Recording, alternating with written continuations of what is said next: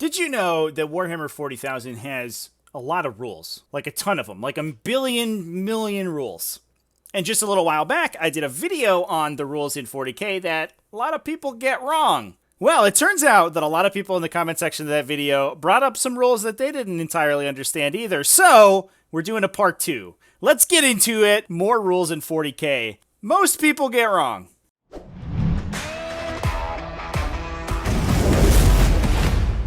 What's up, folks? Welcome back to Tactical Tortoise. My name is Trevi, and today we are diving back into the Warhammer 40,000 core rules and talking about the 40k rules that everybody gets wrong. Or if not everybody, a lot of people. At least, there were a lot of questions on them. A lot of the topics in this video are going to be frequently asked questions that got thrown in the comment section of that last video. There were a lot of rules that I was a little bit surprised to learn that people didn't totally understand, but I'm happy to go over them. So let's talk about them today. If you have any questions about particular rules interactions, especially the core rulebook, go ahead, throw them in the video comments, and maybe there's a part 3 in here that we can talk about some rules interactions that are a little weird and funky in 40k and break them down for you so you can play the cleanest games of 40k you can possibly imagine. While you're scrolling down there to the comment section, if you could hit a like and a subscribe on this video, if you like this rules content, that would help the channel so much, and I appreciate you so much as well. But without further ado, let's get into it, starting with, I think, a pretty important rule that I was surprised had so many questions. That is how to pile in and consolidate during the fight phase, and how exactly a model is able to pile in away from enemies and leave engagement range with those rules. Let's talk about it. During the fight phase, when you choose a unit to fight, it gets 2 sets of moves that it can make. Keep in mind that this is in the fight phase after the charge phase, so your unit has already charged and completed its charge move. And the restrictions that we're going to talk about here do not apply to the charge move. The only restriction in the charge move is that you move with at least one member of the unit ending in engagement range of every single enemy that you declared as your charge target. That's it. You can move in any direction besides that as long as you maintain coherency. However, once you get to the fight phase, the G-men show up and all sorts of rules apply. So let's say we've charged in with our brave Vanguard veteran over here, and he's ready to fight this Hormigant. At the start of its fight activation, it will make a pile-in move. This move, for the most part, is used to get the most of your unit in combat with the enemy as possible. Now, the restrictions on the pile-in move and the consolidate move, which we're going to talk about momentarily, are that A, each member of the unit can only move 3 inches, and B, they have to end that move closer to the enemy model that was closest to them at the start of the move. So, for example, our Vanguard veteran here, when it makes its pile-in move, is engaging this Hormigant. The Hormigant is the closer enemy model, way closer than this Genestealer, so it has to end its move closer to it than it begins. It begins 0.8 inches away, so it's going to move such that it is 0.7 inches or closer. Now, keep in mind that this restriction applies to each model in the unit individually. So, if both of these Vanguard veterans were going to activate in the fight phase, this one would have to move closer to the Hormigant. However, this one would have to move closer to the Genestealer, since it's closer to the Genestealer than it is to the Hormigant. Now, you do have to end the moves in coherency, so he would probably end up moving something like this, so that he's in coherency with his buddy and engaging one of the units that he wants to swing at. Now, this is a situation where, while this model was forced to move closer to the Genestealer, it was able to complete that condition and also end engaging the Hormigant, so he's also going to be able to attack the Hormigant once we roll attacks. Once attacks are rolled, we make another move that's basically identical. So let's say this Hormigant gets killed by the Vanguard veterans. Now, they're going to make what's called a consolidate move, which is exactly the same thing, 3-inch move, and closer to the enemy model that was closest to them at the start of the move. So these guys would have to move, at this point, towards the Genestealer. Keeping in mind that the move only has to end closer to the closest model and doesn't necessarily have to go directly towards them, which means you can do interesting moves like spiraling around a model or using the curvature of your base to change your position on the table, is how players effectively navigate the fight phase and can squeak some really valuable benefits with those fight phase moves.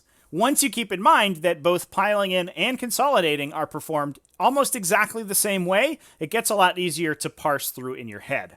Now let's talk about a situation that caught a lot of people off guard when I talked about it in the previous video, and that is how to leave combat with a unit while performing your pile in and consolidate moves. So we have a Space Marine here engaging this Hormigant. He is 1 inch away from the Hormigant and farther away from the Genestealer, which means he will have to end his pile in move closer to the Hormigant than he began. So what he's going to do is take that pile in move to move between the two models. We can see he clearly is closer to the Hormigant than he was when he started, but now he's closer to the Genestealer than he is to the Hormigant. Now, after he makes his attacks and when he goes to make his consolidate move, assuming that none of these models died in the ensuing fight, he now has to end that move closer to the Genestealer than he does to the Hormigant. Which means that he could, for example, just move around the Genestealer's base as long as he ends closer than he began, so almost base to base there, but he's entirely not engaging the Hormigant.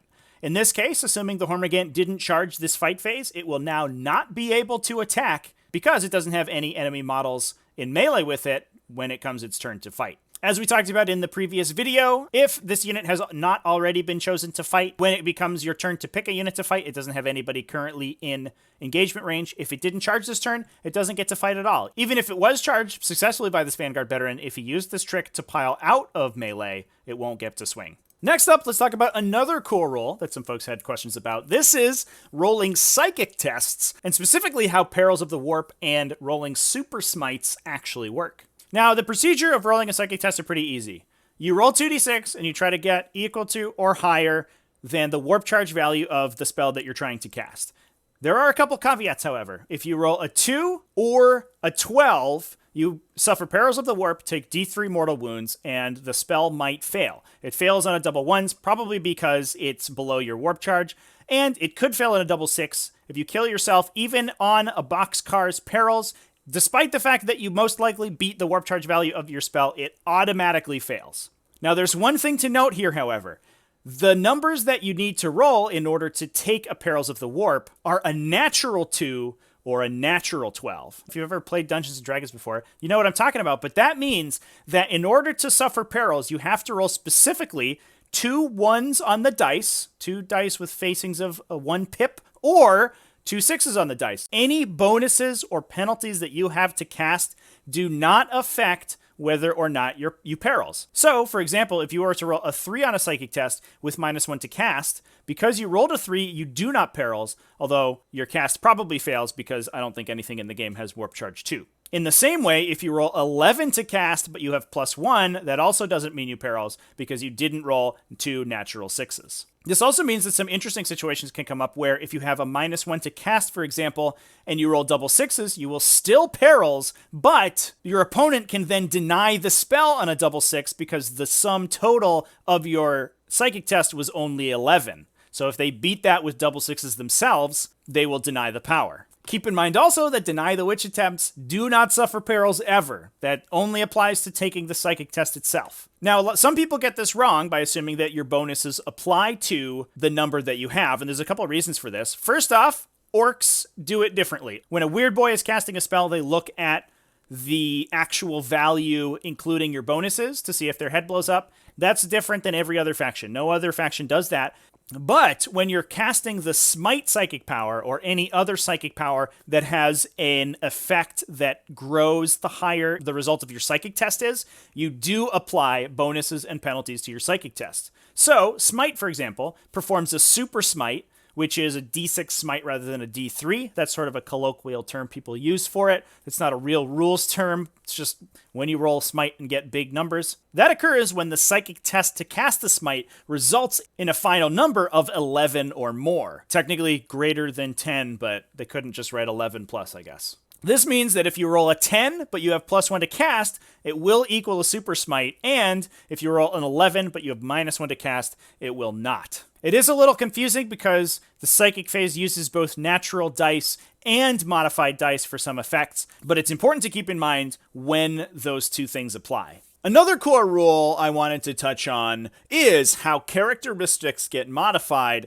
in Warhammer 40k. This occurs when you have the combination of weapons, special abilities, psychic powers, stuff like that, that adds, subtracts, multiplies, or divides your model's characteristics. And any source of modification all essentially goes into one pool where you formulate a little math equation to determine your final characteristic at any one point. Now, this isn't actually a particularly difficult rule to understand, but it did change in the transition from 8th to 9th edition, and there is some misinformation out there. So, in 9th edition 40k, how are characteristics modified?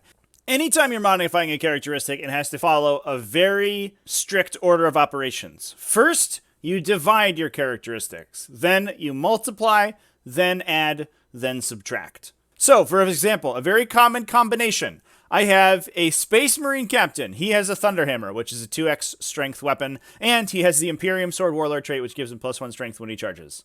What is his strength value when he attacks with his weapon? So, we're going to go down the list. He is a base strength of 4. We're going to multiply first. The Thunderhammer multiplies his strength by 2, bringing it to 8. Then we're going to add the additional point of strength from his Warlord trait, bringing him up to strength 9. In 8th edition, previously weapon and ability modifiers were treated differently and you would stack them in a different way, but now you just throw it all in the single one equation, resolve it via normal order of operations, and that's it. That does mean that strength multiplication effects are a little bit less powerful in 9th edition than they were in 8th, but overall, I think it's a pretty good change.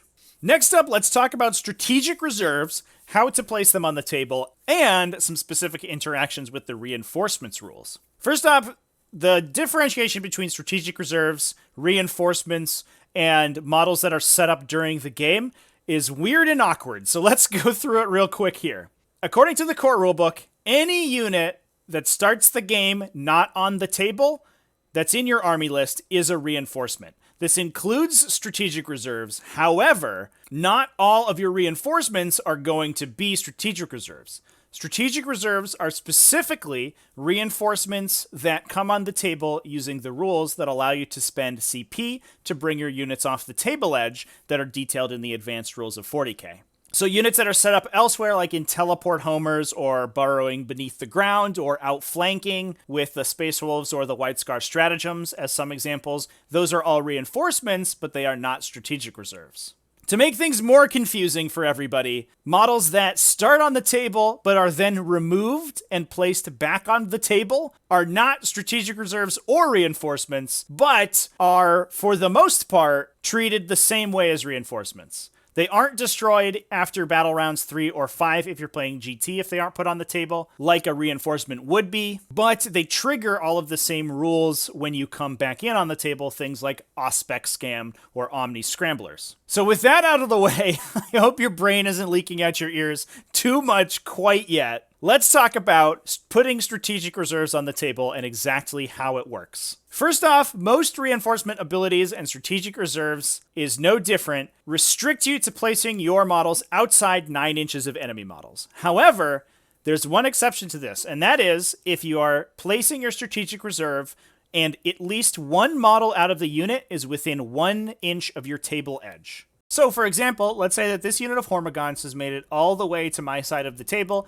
They're camping my home objective, and I want to bring in a unit of Tactical Marines that I kept in Strategic Reserve to fight them off. Normally, I would have to place the Tactical Marines 9 inches or more outside of where the enemy units are, but because I can place at least one model within 1 inch of my table edge, I will be able to place the unit as close as I want to the enemy. This is my short table edge. We're playing Retrieval Mission. So this one is my home edge, and I would have to place one model at that 1 inch in order to ignore the 9 inch restriction. Keep in mind, however, that strategic reserves have to be brought on wholly within 6 inches of your table edge, so I would still not be able to override that restriction. I can, even if I want to, bring my models within 1 inch of enemies, which is normally not allowed, and in the ensuing charge phase, I count as charging. Now, otherwise, I can bring in strategic reserves wholly within any table edge besides my opponent's battlefield edge. So, look at the mission that you're playing. It will tell you which battlefield edge is your opponent's, in this case for Retrieval Mission, which is the setup on this board. This short table edge over on this side is my opponent's battlefield, so I cannot use that one to measure my 6 inches off of. But I can, for example, put them 6 inches off the table up here, something like that. Now, obviously, you cannot bring any reinforcements to the table on Battle Round 1. However, on Battle Round 2, I can bring my reinforcements in, but I have to follow all of the restrictions I just laid out, stay outside of 9 inches of enemies unless I'm within 1 inch of my table edge, and start wholly within 6 inches of any table edge besides my opponent's, but I also cannot place any models inside their deployment zone. You can see on our cool Tactical Tortoise maps, it's the red line on the table right here, so I would have to put these guys outside of the deployment zone. That changes on Battle Round 3 when I can put them in the deployment zone, but I have to keep in mind that I could only put them along this table edge because I can still not choose my opponent's battlefield edge to place the models. This is a monumentally convoluted and confusing rule, so I apologize, but I hope that this little demonstration has helped out a little bit to elucidate exactly how strategic reserves can be used. Next up, let's talk about objective secured. This is a really strange rule that works sort of counterintuitively, and a lot of people aren't quite aware. When you think about objective secured in your head, it means that if you have a troops unit or a unit with the objective secured ability, like basically any model out of Adeptus Custodes or any infantry out of Death Skulls, for example, if they are standing on an objective, they control it regardless of any other enemy models around it. Perfect. That is exactly what objective secured does. However, if you both have objective secured, stuff gets weird. A lot of people think that essentially you count objective secured units before you count other units once you're on an objective, but that's not actually how it works. Objective secured is basically an on or off state that you have on an objective. So, for example, if I have 2 Genestealers on this objective, which are troops choices in the Tyranid Codex, which gives them objective secured as long as they're in an unbroken detachment, I would control this objective over these 2 Vanguard veterans who are elites and not innately objective secured, because I have objective secured and my opponent does not. However, if we bring this Tactical Marine over, he is objective secured, so what happens? In this situation, the Space Marine player actually controls the objective. That is because both of our sides have objective secured models within 3 inches of the objective marker. As soon as you both have any objective secured models at all, you then go to raw model count on the objective. So, even though I have 2 objective secured models and my opponent only has 1, because they have 3 total models, they'll beat me. That's a rule I see get misplayed a lot, and actually for the first 6 months of playing 40k, I absolutely misplayed it wrong. So that one is not surprising that anyone gets wrong. It is a sort of counterintuitive rule. It's not the number of objective secured models you have on the objective that counts, it's the number of raw models, and that at least one of them is objective secured. Lastly, let's talk about fighting first versus fighting last abilities. I got question after question about this on the last video, and I was honestly surprised that so many people came up with this interaction and so many people didn't know how to resolve it. There is a specific ruling in the advanced rules about how fight first versus fight last works and what happens if you have both of them together. I'm just going to go through it all and break it down a little bit to try to make it a little bit more parsable. Essentially, during the fight phase, when you're going to select eligible units to fight, there are 3 sub-phases of fight phase selection. The rulebook doesn't say as much, but this is actually how the rules break down. The first one is units that fight first, including units that charge. Fighting first and charging are synonymous. The rules don't treat them as any different. Then units that fight normally, then units that fight last or fight after all other eligible units have fought. Units that fight first count the same as having charged. So if you have an ability that allows you to fight first, you alternate with other charging units. So every time you get to one of those little sub-phases, everything of that category alternates going back and forth. Then you go to the next category, everyone in there alternates fighting back and forth. Then you go to the last one. So if I have a unit that automatically fights first and they are charged, the active player would pick a unit in that category to fight with, probably the unit that charged. Then I would pick a unit in that fight first category to fight with, probably the unit that has a fight first ability. This means that if you charge, for example, 2 units into a single unit that has a fight first ability, one of the charging units will swing, then the unit with the fight first ability will swing, then the second charging unit will get to swing. Units that have a fight last effect on them, but either have a fight first effect or charged that turn, essentially have those two effects cancel out. So they fight normally and they go in that middle step. This means that if you put a fight last effect on a unit that charges, while they still count as having charged that turn for the purposes of special abilities, for the purposes of choosing them in the fight phase, they essentially no longer count as having charged. A lot of times this means that if you have a unit that has a fight last effect on them that charges into your opponent will get to swing before them, because during the fight normally step of the fight phase, the inactive player gets to choose the first unit to swing. So ultimately, to break it down, essentially, units with a fight first effect or ability on them count exactly the same as having charged, and if you fight first and also have charged, those two things don't stack on top of each other. You aren't then first to fight first. You just go in that fight first step of the charge phase. If you fight first and have an effect that says you fight last, you fight like a normal unit, and if you have just an effect that says you fight last, you fight after everyone else has gone. If you both have things that fight last, or you both have things that fight first, once you get to that step of the fight phase, you'll alternate going back and forth. I hope that clears that interaction up a little bit. That is a little bit of a weird one, but there is a rule in the rulebook where they covered how fight first plus fight last works. You can go check it out. It's in the rare rules section of the advanced rules. They have a whole paragraph on it. So that's it. That is the weird rules out of Warhammer 40,000 that a lot of people get wrong. Thanks for watching the video, everybody. I appreciate you watching it all the way to the end, and big thanks to my patrons over at patreon.com/TacticalTortoise. You can join them if you want to help support the channel, support all of the 40k content I make, and get some sweet bonuses as well, such as early access to videos, sweet extra content in videos. I'll throw extra commentaries in there. I'll throw my bloopers in there. You get those. There's also reduced ads on them. That's always sick too. If you're into competitive play and you're on the Discord, you also get early access to events. So if you want to get playing in T5S2, you get those there as well. And if you join the channel membership at the link down below, you get a lot of those benefits as well, especially early access to videos and the extra content on videos. You'll get those. All the people who support the Patreon and the YouTube membership are great. I love them. They keep me able to do what I do, and I really appreciate every single one of them. Once again, if you have any more questions about weird and wacky rules in Warhammer 40k, go ahead and throw them in the comments of the video. If we keep getting interesting ones, I'll keep doing this series, and we can talk about some of the craziest rules in 40k and how you're actually supposed to resolve them. But for now, that's going to be it for this one. So remember to keep it classy, folks, and have happy wargaming.